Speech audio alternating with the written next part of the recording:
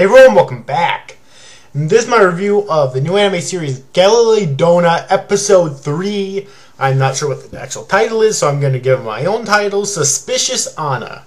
Because really, I think Anna's a little bit suspicious for a couple of reasons. Well, the main reason is because she's not, I mean, she says she's a Galileo fanatic, sure, but she's so interested in finding the fucking, Galileo Tessero, which is supposed to be confidential to only Galileo's descendants, and even they don't know where it's at. I think only their mother actually knew where it was at, if her. So, I don't know. I just think that Anna is a little bit suspicious myself. Alright. So yes, Galilei Donna Episode 3.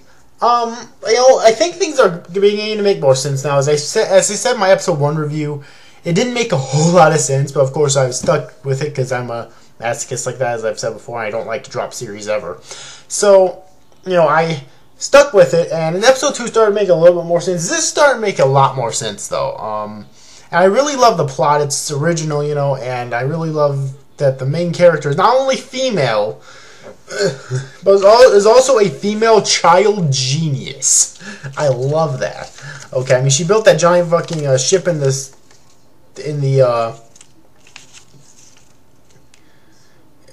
shape of a goldfish. Alright, and she built walkie-talkies for everyone that she revealed in this episode. Yeah, she's a fucking child prodigy with this, honestly.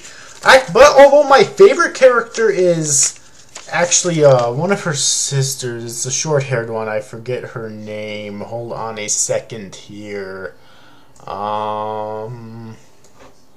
Okay.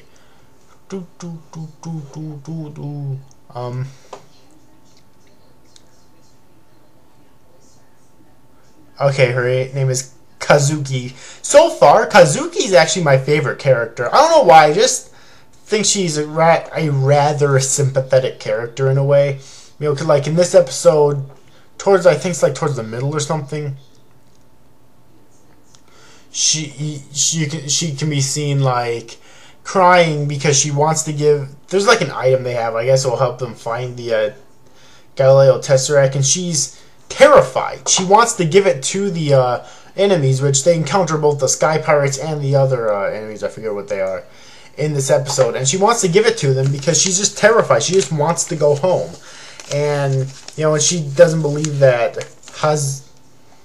the youngest daughter's name is God damn it. Hozuki, yeah. She doesn't believe that Hozuki really cares about them. She makes all these inventions and she wants to go up. Risk her and everyone else's lives against these fucking enemies, and so then she just runs off crying. I do kind of feel sympathetic for her in a way, She just wants to go home, but it's explained to her that they're international fugitives now. They can't just simply go home. Which makes sense, But I still understand why she would want to just go home and try to forget that this ever happened, So yeah, but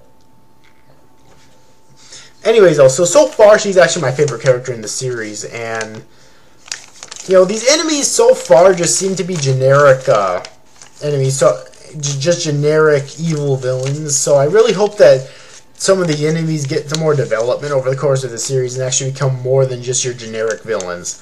Alright, because that would just prove laziness on the writer's parts, because it's so easy to write like any writer can write a generic villain, but it takes a great writer to write a complex villain. Okay, alright, and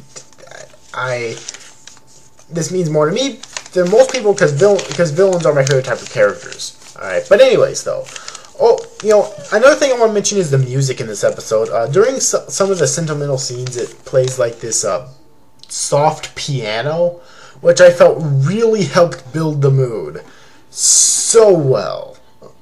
Honestly. One thing that did kind of confuse me, though, was the end where Hozuki had...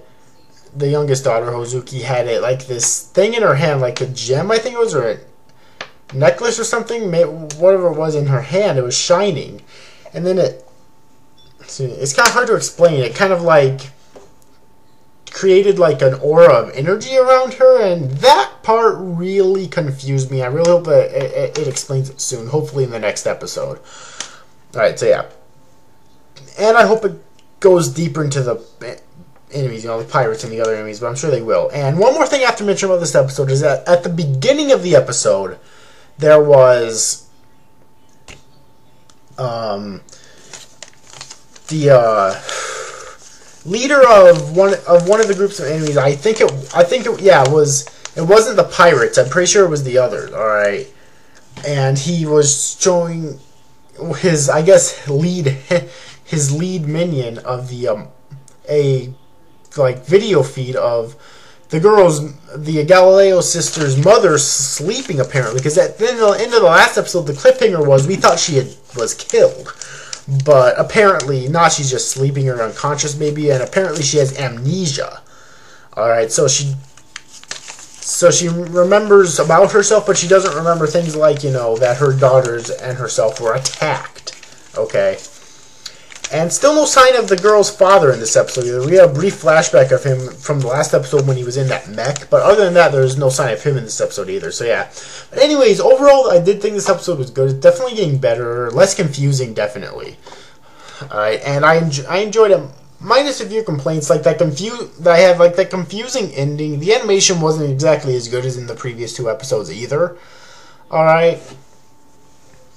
And yeah, but other than that, I really enjoyed this episode, and who's with me in thinking that Anna is acting very suspiciously right now. I wouldn't be surprised if she turned out to be a villain later on, just saying. Or an antagonist of some sort later on, alright, just saying.